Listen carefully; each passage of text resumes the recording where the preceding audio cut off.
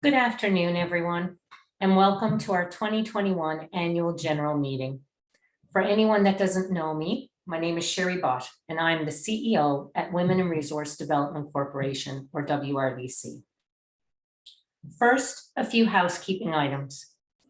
The documents that will be discussed in today's meeting are available on our website. You should have received the link in your reminder email earlier today, and we will also provide it in the chat for convenience. This meeting is being recorded and will be available on our website in a few days. Closed captioning is available this year. Instructions are available in the chat feature as well. Please feel free to use the Q&A button at the bottom of the screen to ask questions at any time. If time allows, we will be happy to answer questions at the end of the meeting. We respect everyone's time and will be ending the meeting promptly at 1:30. If we are unable to answer your question here today, we will connect with you over the next few days and be happy to answer your questions then.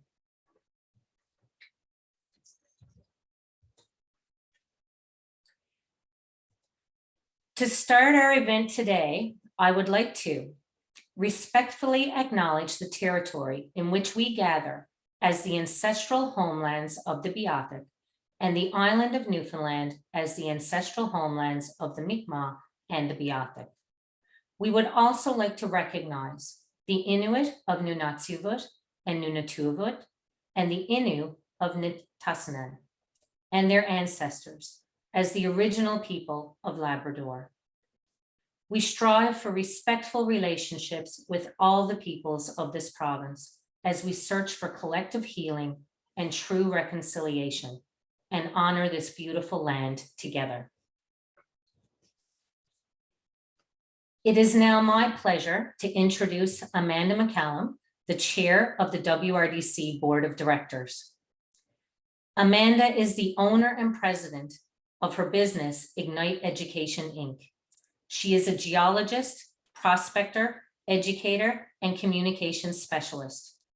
Amanda is the author of the Minerals Guide, Newfoundland and Labrador, and the Women in Mining Career Connections Guide. She is also the principal author of the Discovery Global Geoparks Application Dossier, in which she led this international project to secure Newfoundland and Labrador's first UNESCO Global Geopark designation. She is an active volunteer, serving as president of the Canadian Geoscience Education Network, outreach director with the Canadian Federation of Earth Sciences, and has been a member of the WRDC Board of Directors since 2017. And I'll pass it over to you, Amanda. Thank you, Sherry. Hello, everyone, and welcome to WRDC's 2020-2021 AGM. Before I formally call this meeting to order, I do have a brief message. In the event our CEO experiences any technical difficulties, as chair, I will step in for Sherry and continue with her messaging.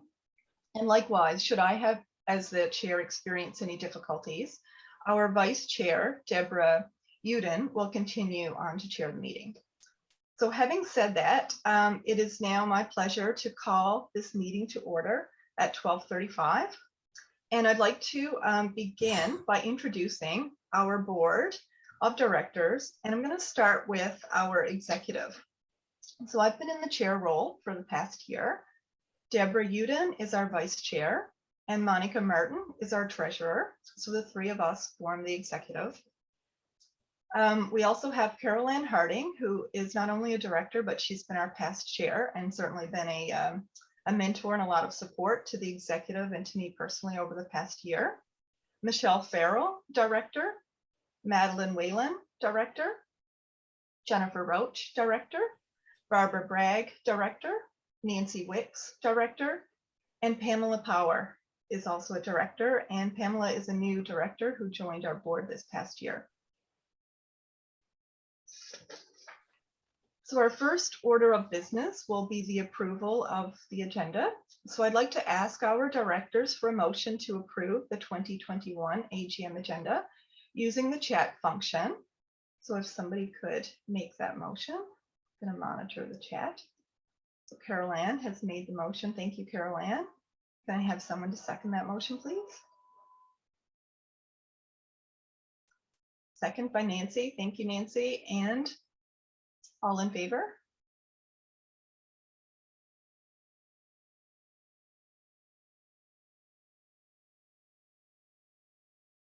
I'm looking for some yeses to appear in the chat box. Thank you.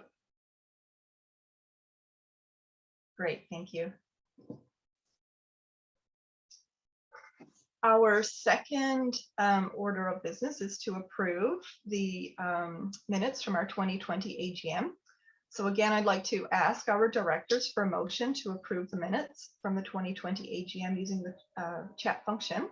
If I could have somebody to make that motion. Deborah, to make that motion. Michelle, second.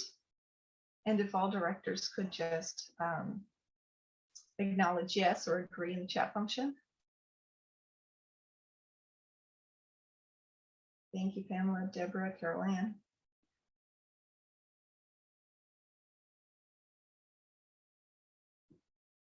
Thank you, everyone, for that. Next, it's my pleasure to provide the WRDC Board of Directors report for our 2020-2021 fiscal year. And certainly in keeping with our vision to ensure Newfoundland and Labrador women are enabled and empowered to achieve successful careers in advanced technology and skilled trades, we did much work on expanding and building our strategic framework to help develop our strategic plan.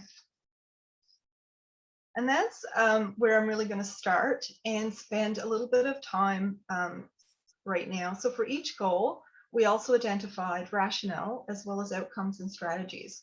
So here are our 4 goals. So the first goal, in summary, is to ensure financial sustainability and business growth.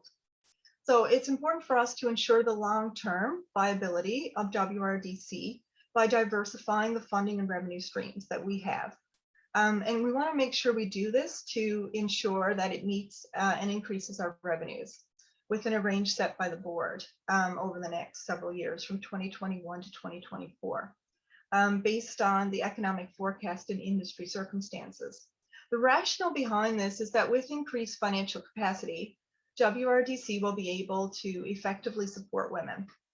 Funding diversification will also help reduce risk of sudden loss due to changes in industry or sector changes, as well as government priorities. Our second goal focuses on diversifying and strengthening partnerships. And certainly an organization like WRDC, very much at the heart and core of an organization like this, it's all about collaboration and partnerships. So we'd really like to diversify and strengthen our partnerships so the organization can plan effectively for future development and growth, and in keeping with our vision, our mission, and our mandate.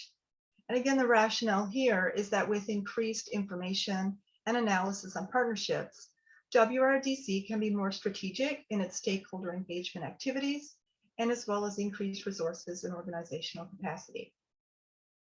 Our third goal is focused around strategic focus on underemployed women.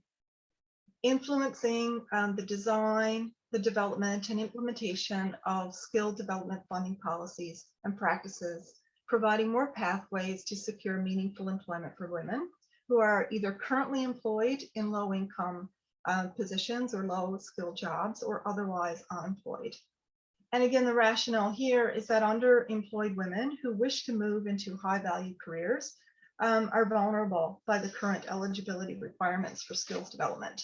And we'd really like to ensure that we're able to support by our means, whether that's in development, funding supports for education and training. Women in low income and low skilled jobs have certainly been impacted by the pandemic, and WRDC sees this as an opportunity in this as we move into and transition into a post-pandemic time to certainly influence the development. Our fourth strategic goal is to improve communications in our marketing. We wish to position WRDC as a trusted resource on best and emerging practices for gender equality in advanced technology and skilled trades by implementing a reputation-based communication strategy. We want to increase the visibility and the public awareness of certainly the expertise, the experiences, the programs, and the services which are contained within WRDC. Again, the rationale is to increase the profile of the organization. We want to be able to better promote its mandate and the achievements of the organization, and really doing so by creating and developing credibility with our target bases, with our key stakeholders, and certainly our sector and industry partners. So for each of these strategic goals, we've identified the rationale, which I've shared some with you, the outcomes, as well as the strategies. An action plan has been created and work plans as well, and certainly at the staff level, the work package level. Next, I'm going to talk about how we're going to deliver, or how we've delivered on some of these objectives over the past year.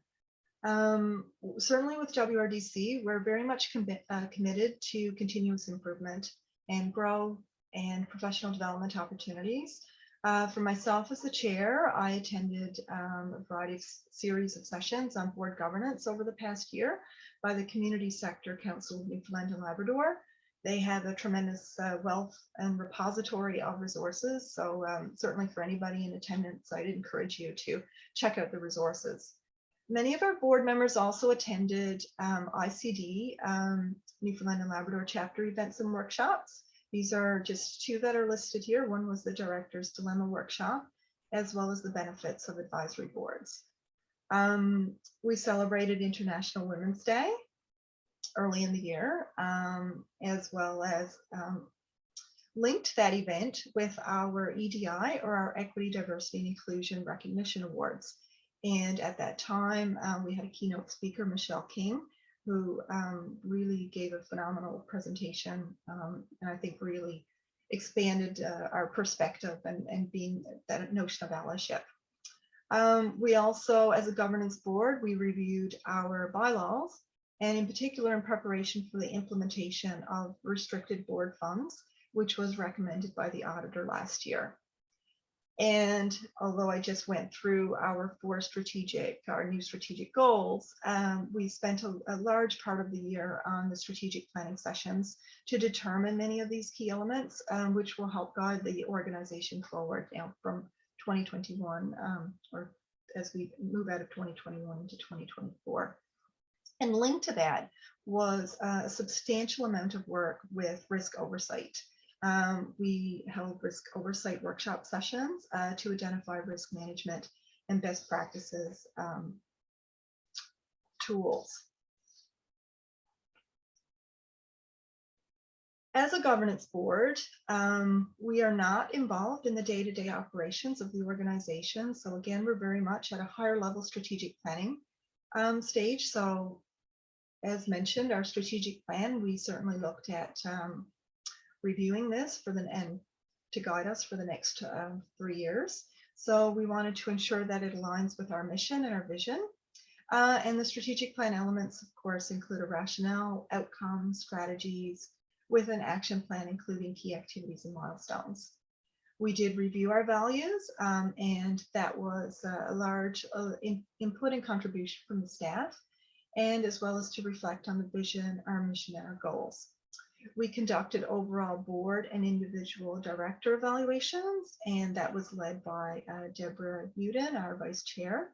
We enhanced our board and management capabilities by creating a board planning tool, identifying governance areas, action items, policy reference items, and reporting frequency and schedule. And I really need to acknowledge Madeline Whalen for her support for initially creating this what I call this Cadillac of spreadsheets. It's a phenomenal document, and that the executive have taken and uses as a part of its planning as we have our ongoing meetings prior to our board meetings.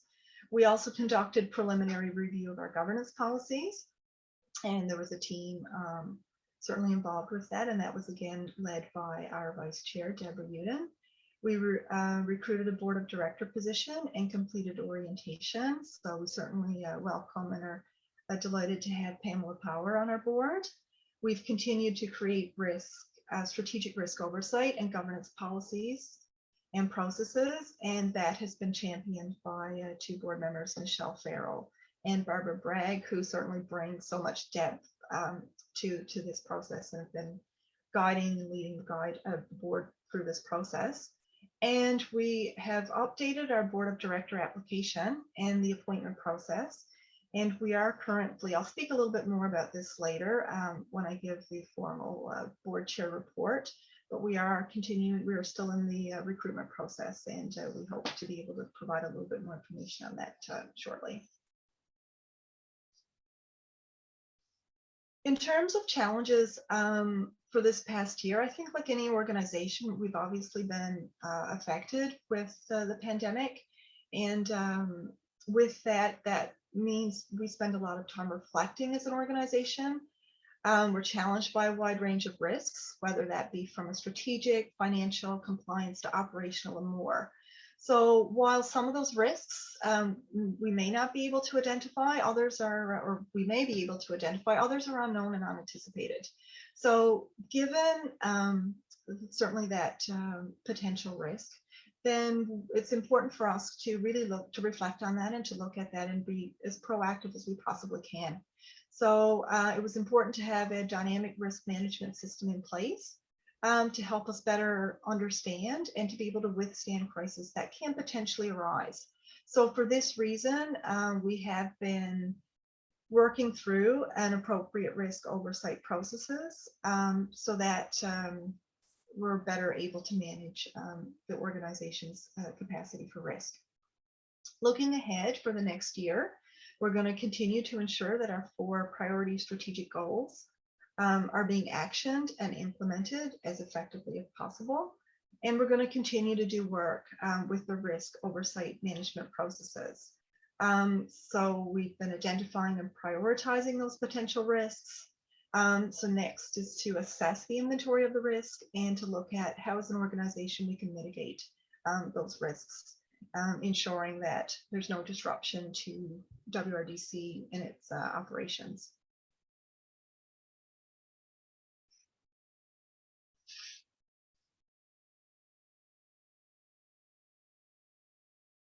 With that note, I'd now like to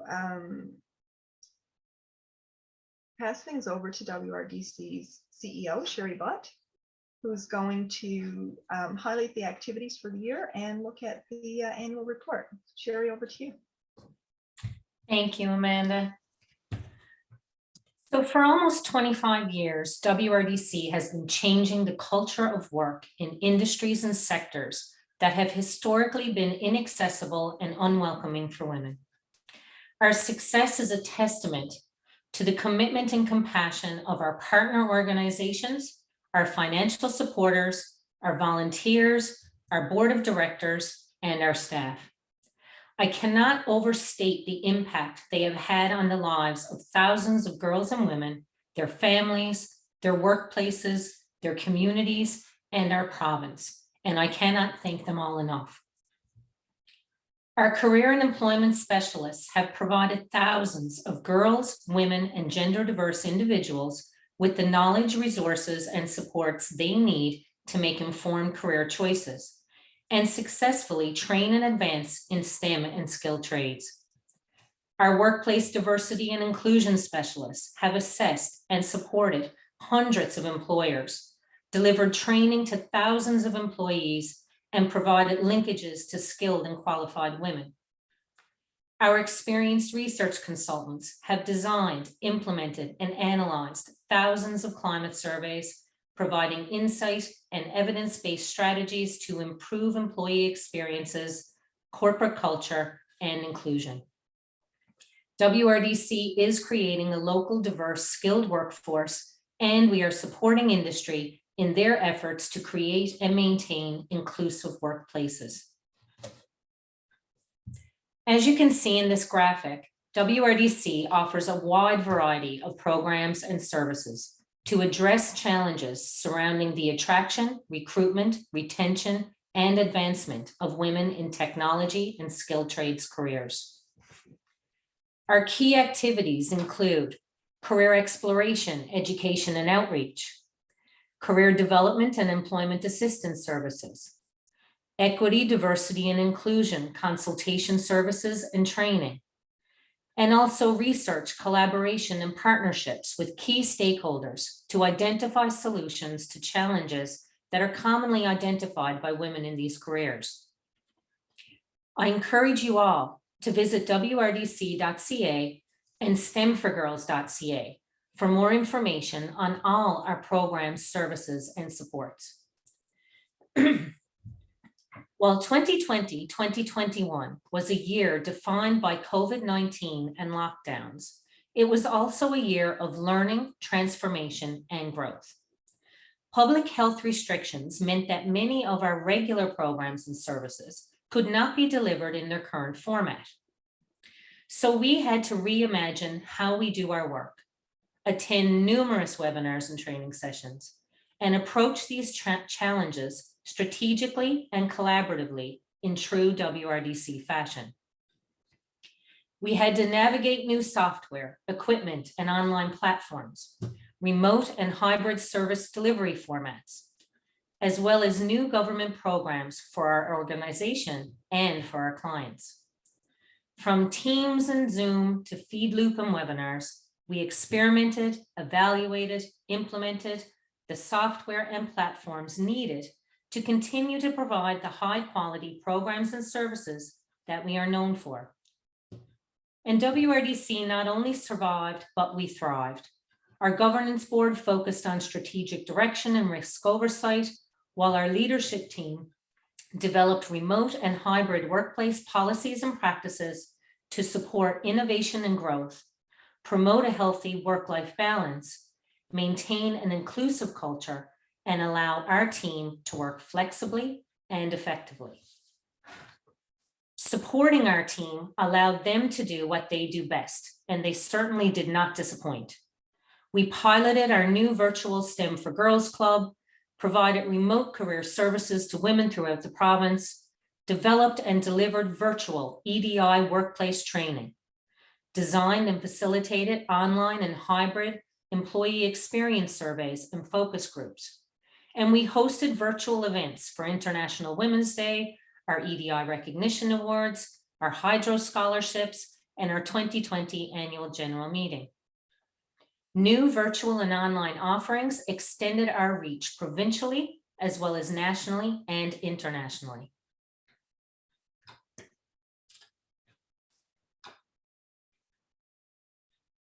We also looked inside ourselves to articulate and document the values that guide our strategies, actions, decisions, and our work every day. After a thorough and inclusive consultation process, our team decided on these 5 core values. Excuse me, I have a frog in my throat. So I'd like to take just a moment to go through these because they really do mean a lot to our team and to the work that we do. So we value diversity and inclusion of ideas and people, and we actively seek and engage diverse individuals, groups, and ideas. We listen to understand, and we create and maintain safe spaces for sharing ideas, perspectives, and experiences. We lead by example with integrity and empathy. We walk our talk. We are honest, supportive, accountable, and compassionate. We support personal growth and the advancement of gender equality. We meet individuals and organizations where they are, and we help them move forward, always sharing our expertise and knowledge for advocating for gender equality. We are one team, and we recognize the importance of collaboration and partnerships. We know that the whole is greater than the sum of its parts, both internally and externally. We understand that community, collaboration, and partnerships are essential for social change. And we strive for excellence in all we do. We strive to be progressive and innovative. We value continuous learning and the use of emerging and best practices. We recognize the importance of evaluation and evidence for delivery of the highest quality programs and services. While I encourage you to refer to our annual report for additional details, it is my absolute pleasure to highlight some of our organization's activities and achievements for the 2020-2021 fiscal year. All STEM for Girls programs engage girls and gender diverse youth in hands-on learning experiences, provide opportunities to interact with role models, and instill the knowledge and confidence required to make informed career choices. Since 2018, more than 1,000 girls have participated in STEM for Girls programs. In response to the COVID-19 pandemic and public health restrictions, STEM for Girls continued delivering quality programs with a shift to online resources and virtual delivery. In January of 2021, we launched the pilot of our new STEM for Girls Club, an online STEM community enabling us to engage with even more girls and gender diverse youth throughout the province. In February of 2021, 55 girls and gender diverse youth registered for the pilot of our new STEM for Girls Club. They were introduced to our team and program platforms while attending their initial orientation sessions in netiquette and cybersecurity. In March of 2021, members were given the key to the digital clubhouse. They received STEM kits in the mail, participated in hands-on STEM activities, interacted with role models, and explored post-secondary training and careers in STEM. STEM Careers Unboxed is an interactive online resource that sets the theme for each month. The 2021 March edition of STEM Careers Unboxed explored the theme of life sciences. As part of the March Life Sciences theme, role model Madison Acker led club members through the spotlight activity of maple tapping in a step-by-step instructional video. And 4 STEM professionals participated in 2 live Q&A sessions. Club members interacted with the role models, asking them questions about their careers, education, and experiences. To date, 178 girls and 55 role models have participated in our new STEM for Girls Club activities and events. We're very excited to continue that program forward.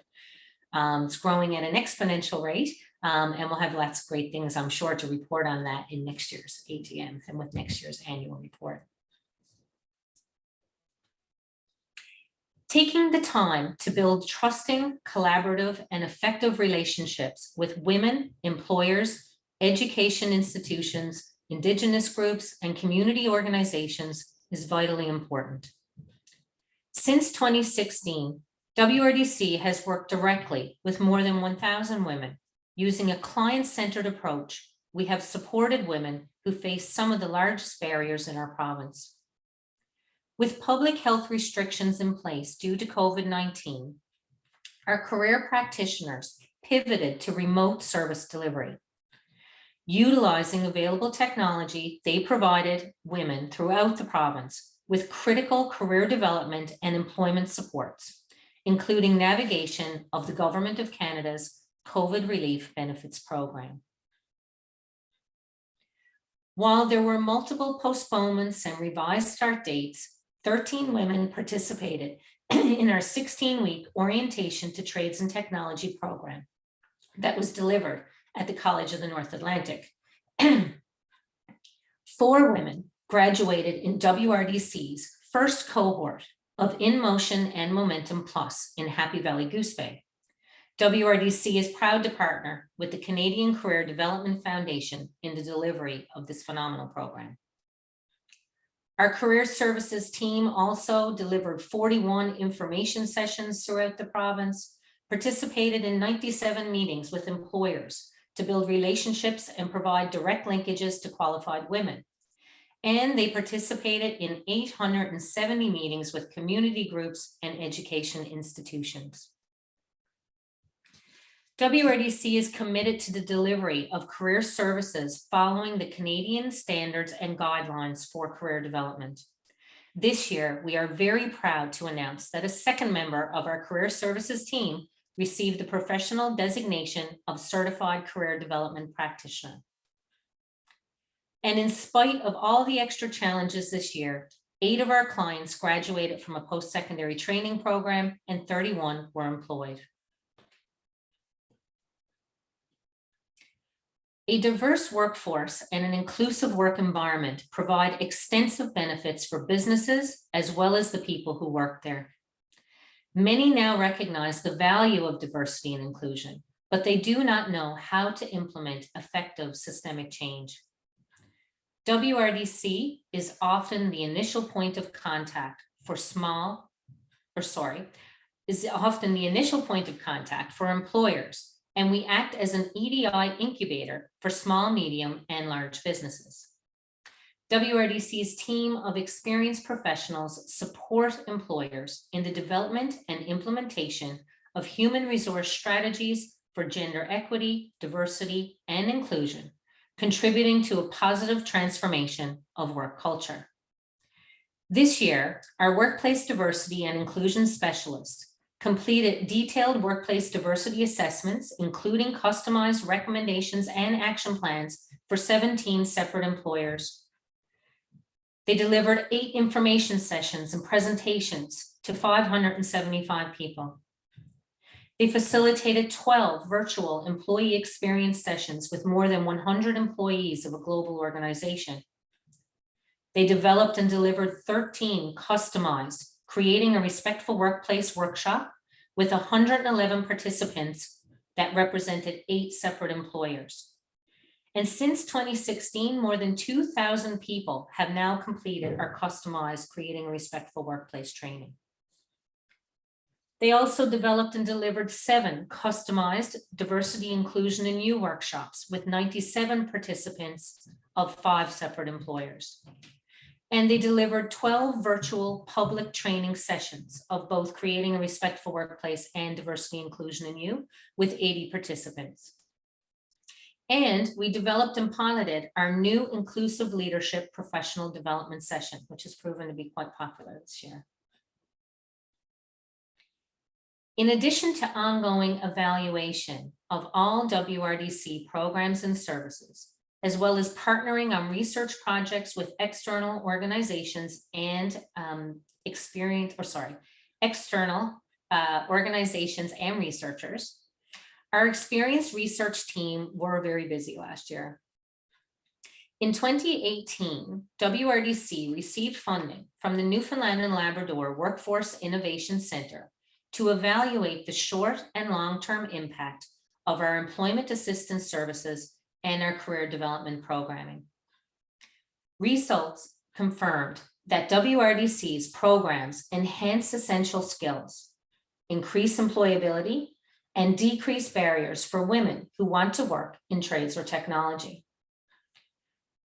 Results also suggest that WRDC clients are more self-reliant and have increased socioeconomic well-being. Compared to when they first connected with the organization, these women have higher levels of education and they earn higher incomes.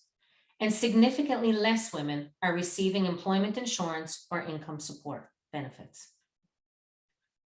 In 2018, WRDC partnered with Trades and and Husky Energy on a 3-year project funded by Women and Gender Equality Canada. This year, WRDC was granted approval for a 1-year project extension due to the pandemic. And we partnered with the Canadian Coalition of Women in Engineering, Science, Trades and Technology, or CC West, on their We Are Trades initiative. With the initial research completed and reported for this project, this year's focus has been on finalizing the action plan and piloting a diversity and inclusion framework for the sector. To create successful strategies and action plans for gender equality, diversity, and inclusion, organizations must assess their unique environment. WRDC helps organizations develop, administer, and interpret customized workplace climate surveys that measure and evaluate the effectiveness of equity, diversity, and inclusion efforts. WRDC also assists in the design and facilitation of employee experience focus groups. Since 2015, WRDC delivered almost 3,500 climate surveys for 18 separate employers.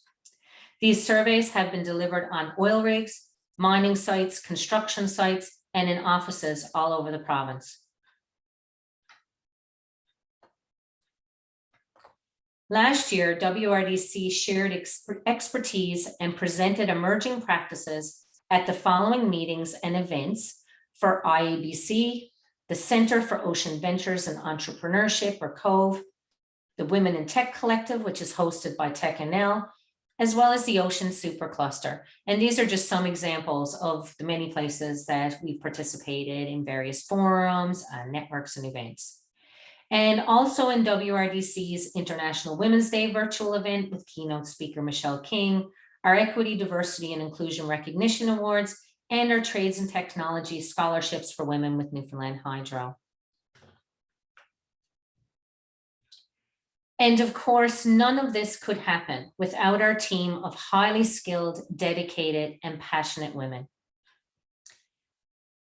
I'd like to just take a moment to quickly run through and introduce our team. So we have Kim Belbin, who is our Chief Operating Officer, Tracy Rideout Fitzpatrick, our Director of Research and Evaluation, Jennifer Cheeks, our Director of Career Services. Janice Cake is a new Finance and Administrative Coordinator. We're happy to welcome her this year. Melissa O'Coin, our Marketing and Media Specialist. Demi Gibson, a Research Consultant. Diana Fleming, who is actually a project coordinator as opposed to research assistant. So we apologize for the mistake there, Diana. And Diana is also a new staff member. So welcome aboard, Diana. Lisa Birmingham, our Diversity and Inclusion Specialist. Tanya Hako, another new staff member this year, who is a Diversity and Inclusion Specialist. Trina Porter is our STEM for Girls Program Coordinator. Lisa Rostenberg, a Career and Employment Specialist, who's actually here on the Avalon Peninsula. Judy Voisey is our Career and Employment Specialist in Happy Valley Goose Bay, who looks after the Labrador region. And Bobby Joe Major, who is a Career and Employment Specialist on the West Coast, currently situated in Stephenville, but looks after the West Coast in general. I am truly honored to work with and learn from this amazing group of professionals each and every day. No one can deny that the past year has been exceptionally challenging, but WRDC board directors and staff stepped up to that challenge. Utilizing best and emerging practices for remote work and virtual delivery, our team expanded our impact and reach while creating a solid foundation for WRDC's growth and sustainability. So thank you to our board of directors for your unwavering support and commitment, to our experienced team of professionals for your passion and expertise, to our supporters and partners for sharing and supporting our mission, vision, and mandate. None of this would be possible without you. And while it is impossible for me to go through, I guess not impossible, but it would take a very long time for me to go through all of our supporters, partners. Right now, I certainly encourage everyone to look at our annual report where the majority of them are listed at the end of that report. So now I would like to introduce Deborah Feltham, who's the principal of Feltham and Associates, to present the 2020-2021 financial statements. Deborah. Good afternoon, everybody. Pleased to be here, and it's always a delight to hear the full report of all of the amazing things that WRDC is doing. It's an exciting part to look at, especially for myself as a woman-owned business owner in accounting, and I like to consider that we're included in that whole STEM thing, somewhere in the math category, I would assume. I'm pleased to bring our financial statements to you today, and I think there are some excerpts here that have been provided in the actual presentation. Just a couple of things that I wanted to highlight because of the direction of the standards and how audit as a profession has been going. Some of the presentations have changed over the last number of years in terms of the independent auditor's report. So I just wanted to highlight a couple of things there, which is why this is on the screen for you. So in this, we're starting off with our opinion and saying basically we have audited the financial statements of the Women in Resource Development, Inc., which comprise of the statement of the financial position as at March 31st, 2021, and the statements of revenue and expenditures and cash flows for the years then ended, as well as the notes to the financial statements, including a summary of significant accounting policies. It is our opinion that the accompanying financial statements do present fairly in all material respects the financial position of the organization as at March 31st, 2021, and its operations and cash flows for the year then ended in accordance with the accounting standards for not-for-profit organizations. Just two other things that I will point out from this entire report, as I'm not reading the whole report, but basically just in the section and the responsibilities of management and those charged with governance of the financial statements. Management is responsible for the preparation and fair presentation of the financial statements in accordance with the ASNPO standards and for internal controls such as management determines is necessary to enable the preparation of the financial statements that are free from material misstatement, whether due to fraud or error. Our responsibilities as the auditors is basically the high level of this is our objective is to obtain reasonable assurance about the financial statements as a whole and whether they are free from material misstatement, whether due to fraud or error, and to issue the auditor's report that includes our opinion. And obviously this report does delineate all of the activities that we do on the second page there, which talks about, identifying and assessing risks of material misstatement, understanding internal controls, appropriate effectiveness of policies, and concluding on the management's presentation, structure, and so forth, as well as making sure that we have obtained sufficient audit assured evidence. So with that in mind, we'll move on to the statement of financial position. And at a very high level, we're just pointing out basically that some of the figures in the current year, and this will apply for both WRDC and also as we get to the ERC statements, some of the figures are not as comparable as they normally have been. This is our fourth year as the auditors, and we have seen the impact of some changes with COVID in the past year. However, you will see here that the organization does have a healthy cash position, and so that's a very good thing. Obviously, liquidity is important. Receivables are significantly lower this year over the preceding year. I think that's really primarily because most of what is in the receivables in this area is the receivables from the funding for some of the contracts. When COVID had its shutdown in the middle of March last year, which was just prior to your year end, there was a real impetus for government agencies to make sure that any funding that needed to go out was out so that organizations would be made whole and not materially harmed by things. So in that case, there was a fair bit of funds that had been received prior to the March 31st deadline, basically, or year end, that really amounted to significant things there in the receivables for the 418 last year as contracts were extended and so forth. That is lower and is more approaching its normal level this year in the 2021 place.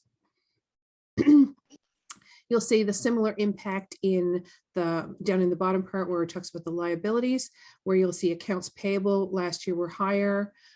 As I said, corresponding to the receivables being higher. This year they're lower as operations were a little bit more normal in March of this year than they were certainly in March of 2020. And corresponding to the receivables being higher last year than this year, likewise were the deferred revenues as they have a direct relationship.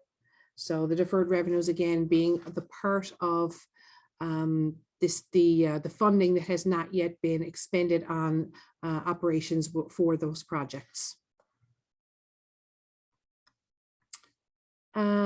I'm going to just skip to the next page now, and then we can perhaps even come back just briefly to the first page afterwards.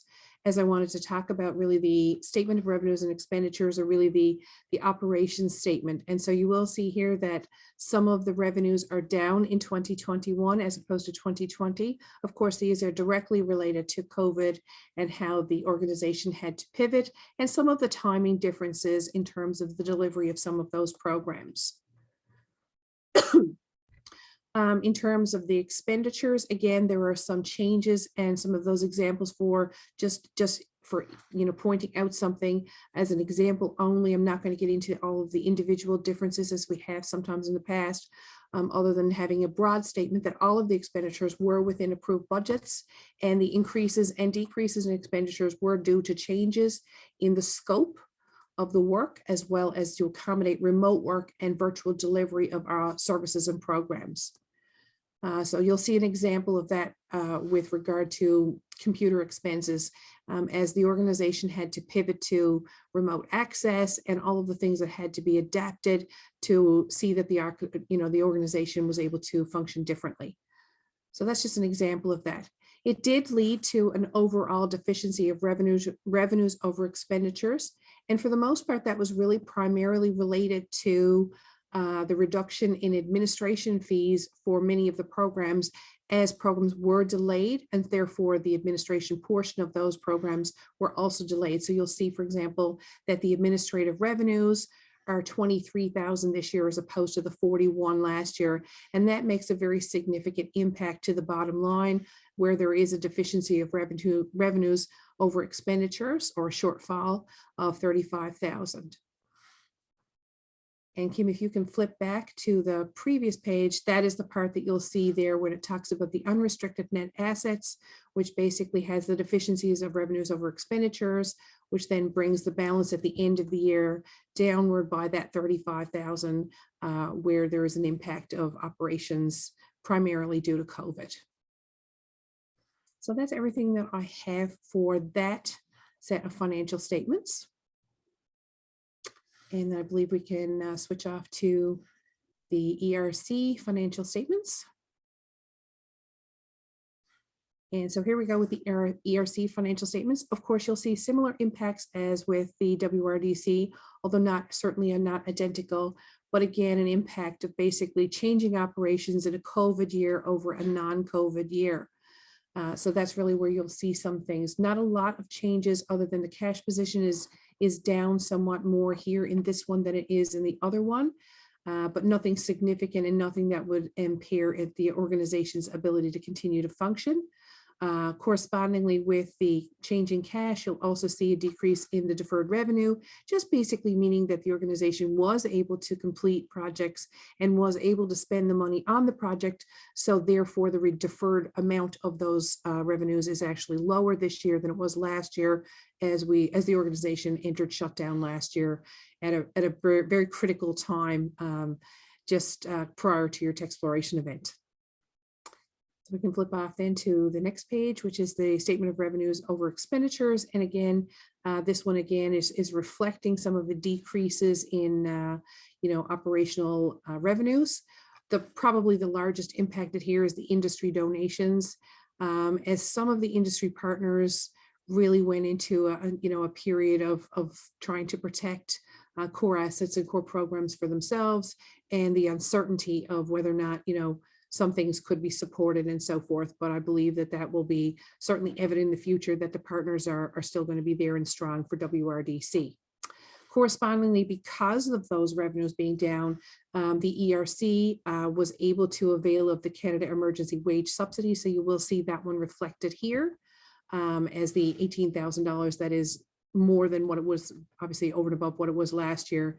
And that is directly related to COVID-19. Again, a similar pattern with the expenditures, where again, the statement would be that all of the expenditures were within the normal boundaries and the normal budgets, but that they were somewhat of an adaptation to the ability for the organization to pivot to remote access and to remote work and remote delivery of some of those programs. And again, that just takes us back to the deficiency of revenues over expenditures, which will be shown then, of course, on the statement of financial position. And you'll see there that the unrestricted net assets currently sits at $55,907, which is just down the $5,300 from the preceding year. And that's everything that we have to present on the financial statements.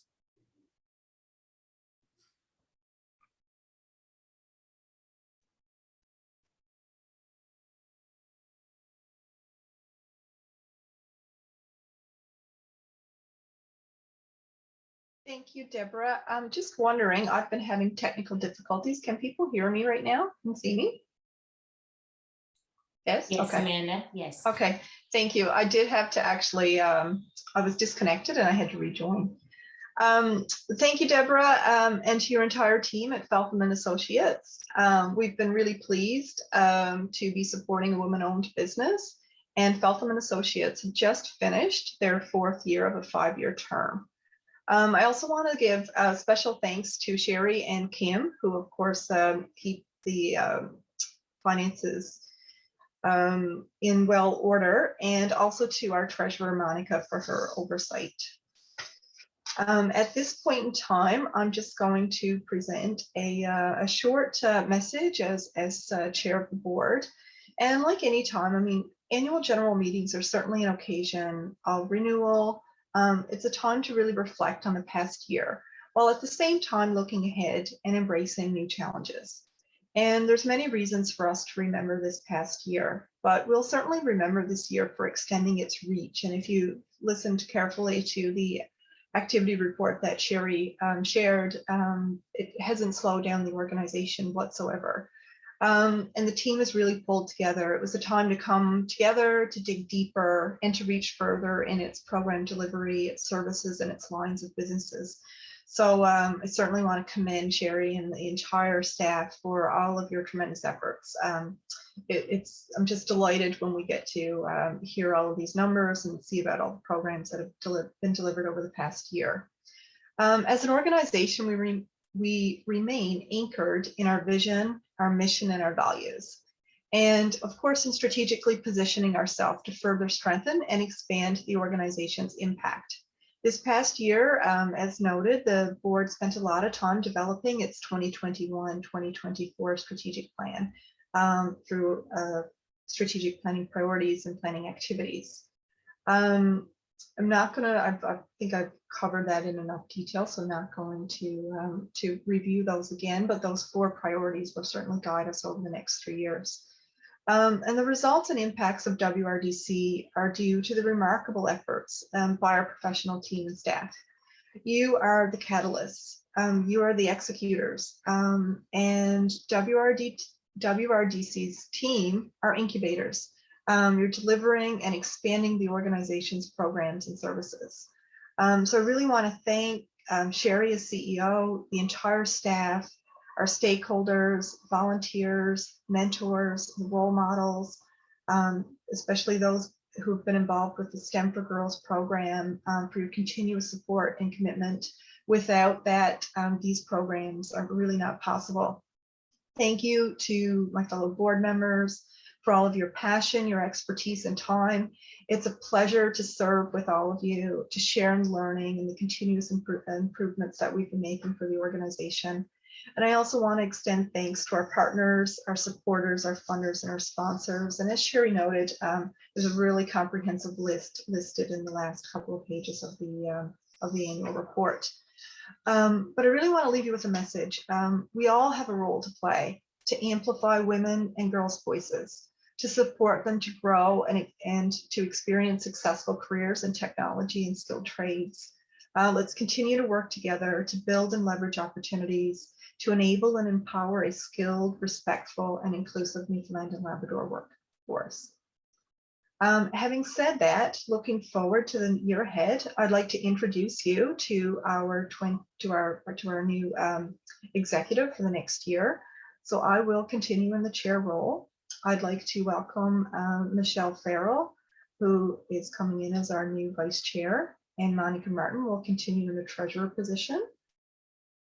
For our outgoing directors, I've got some thanks in order. We have 3 outgoing board members who are leaving us. So we really thank you for your terms of service and your extensive contributions. Carol Ann Harding is leaving us after 2 full terms with the board. That's 6 years, because each of our terms is 3-year term, 3 years for 1 term. And Carol Ann has spent 3 years of her 6 years in an executive role, and her most recent 2 as chair. So thanks, Carol Ann, for your leadership, your mentorship over the past year. It's commendable, and you will be greatly missed.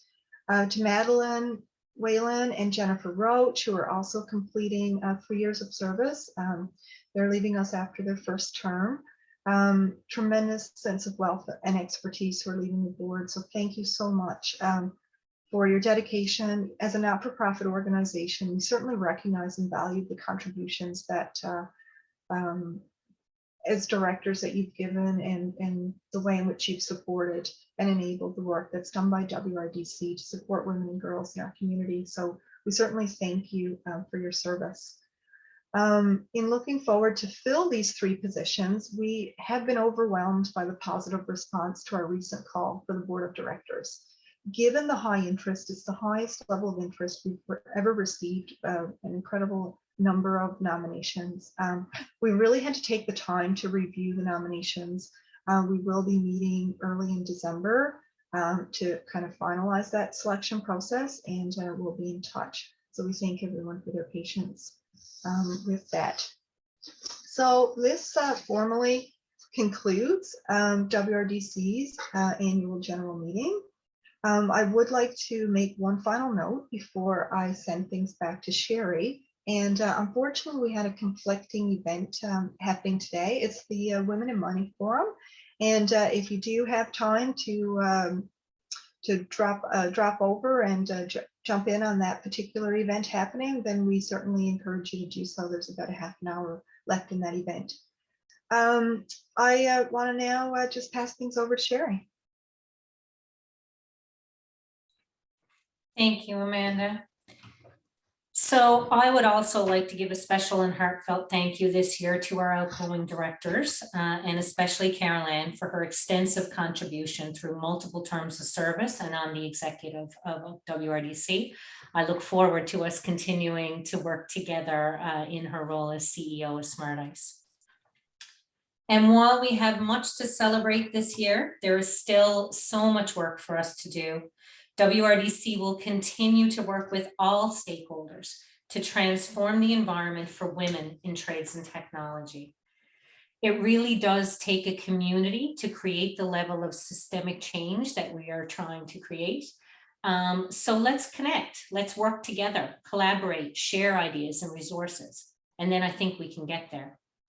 You can visit us online, or you can follow our social channels. We're quite active there with any upcoming events or things that are happening. We would love to connect if you're interested in being a participant, partnering on initiatives, if you'd like support in your EDI goals, or if you'd like to be a part of our STEM for Girls programs, any of those things. Connect with us. We're happy to partner and collaborate. So thank you all for attending our 2020-2021 annual general meeting. And I hope you all have a great day.